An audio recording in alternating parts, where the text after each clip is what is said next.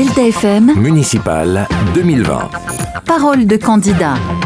Bonjour à tous, bienvenue sur Delta FM. À Wimereux, 6 candidats, 6 listes se battent pour prendre la mairie.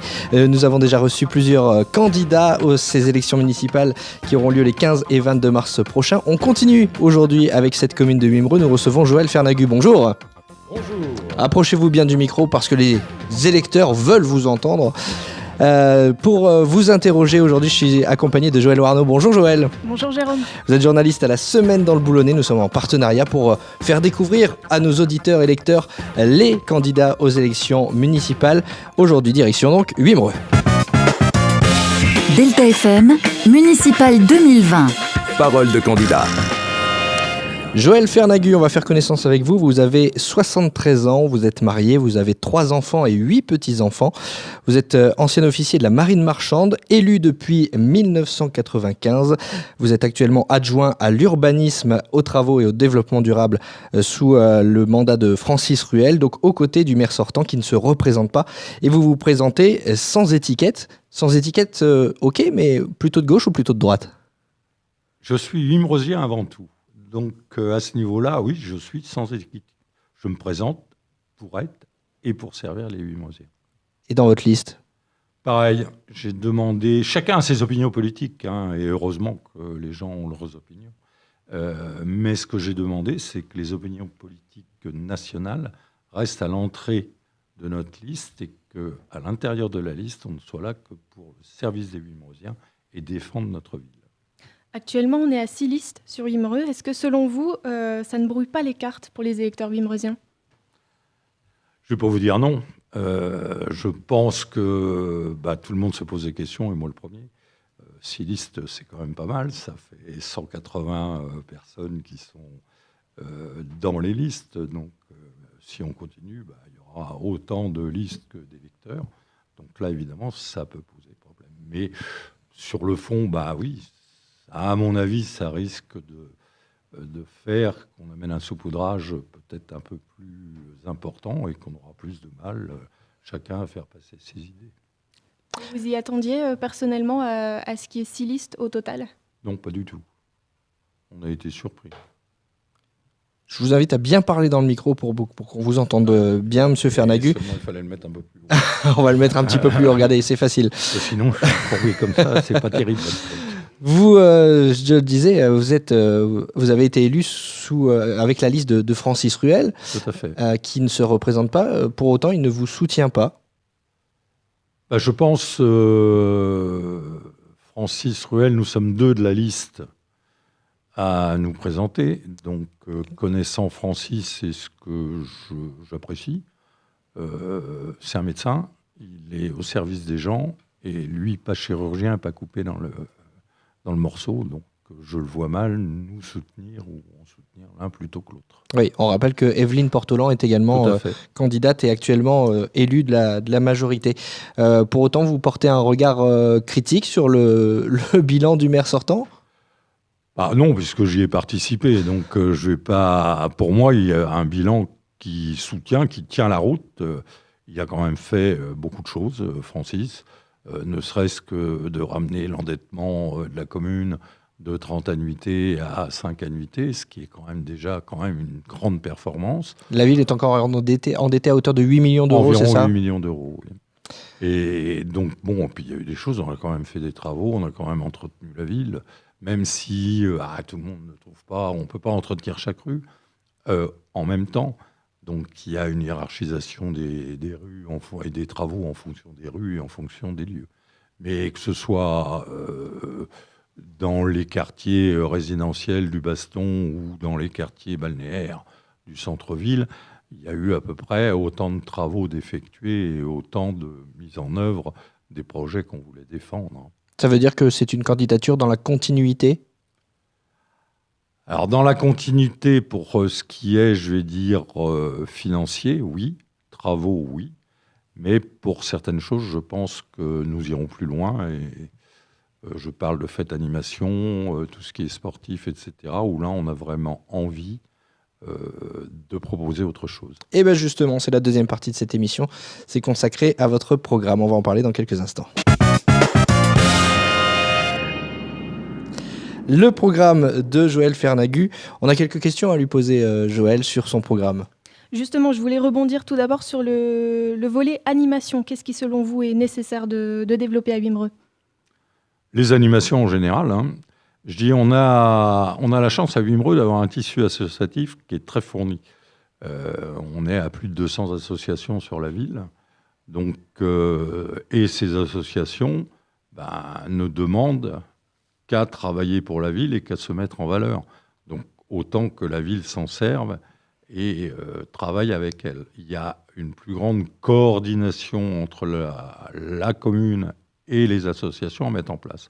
C'est pour ça qu'on a choisi d'avoir un adjoint dont la mission première sera la vie associative. Certains candidats proposent une maison des associations. C'est votre cas aussi ? Non, un lieu de rencontre, oui, à redévelopper, mais je pense que la ville a déjà sur son territoire des lieux qui sont des maisons d'association. Je pense au centre socio-culturel, je pense au centre d'accueil des jeunes qui est avenue Foch.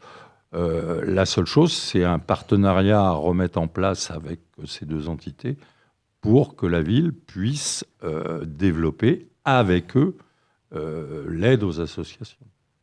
Est-ce que justement pour les jeunes, vous avez des projets en tête ?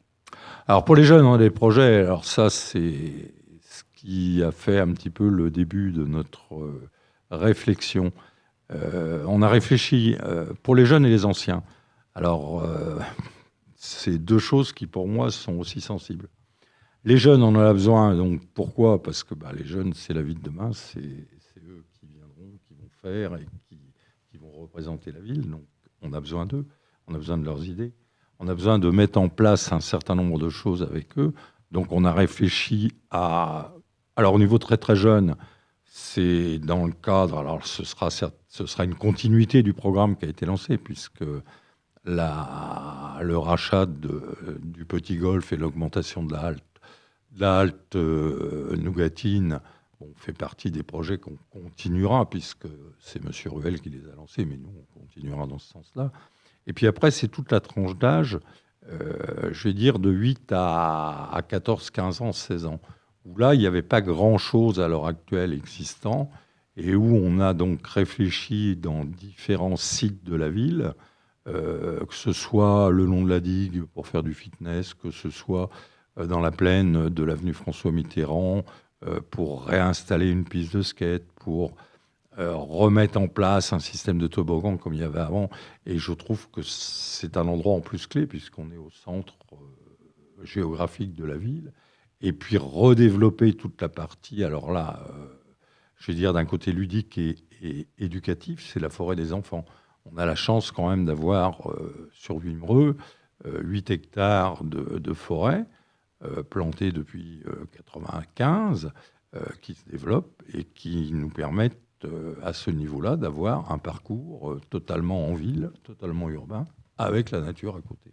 Pour avoir des enfants, il faut des familles. Pour attirer ces familles, il faut des logements. Est-ce que vous prévoyez de construire à nouveau pendant le prochain mandat si vous êtes élu ? Alors, je vais tout de suite être clair, je ne construis pas et on n'a jamais construit. La ville n'a fait que participer et aider sur des projets sociaux. Pour le reste, on n'a aucun pouvoir d'empêcher Monsieur X de vendre sa maison et qu'un promoteur la rachète. C'est un peu le problème de Wimereux ces dernières années. C'est pas le problème que de Wimereux. Ouais. Vous allez les stations balnéaires. Toutes les stations balnéaires et les stations de montagne. À partir du moment où vous avez la possibilité de faire de l'argent avec un terrain, vous allez attirer les promoteurs. Et nous, on a à l'heure actuelle les seuls moyens qu'on avait, c'était le plan local d'urbanisme intercommunal, le PLUI, et puis le SPR, le site patrimonial remarquable, qui nous permettent de réduire les exigences et les demandes des promoteurs en incluant dans ces règlements des contraintes assez fortes, par exemple les places de parking.